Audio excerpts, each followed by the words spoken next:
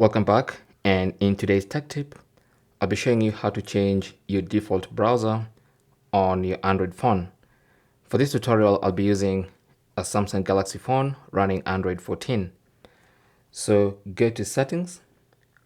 On the main settings page, go down and find apps.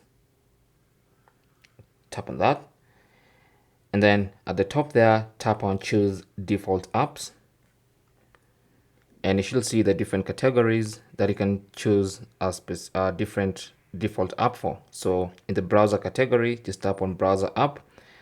And then let's say you want to make Chrome your default browser, because currently, as you can see, Samsung Internet is my default browser, and that's why it's selected. So to make this other browser the default browser, just select it like that and go back. Now you can see Chrome is my default browser. So that's basically how to change the default browser on your Samsung Galaxy running Android 14.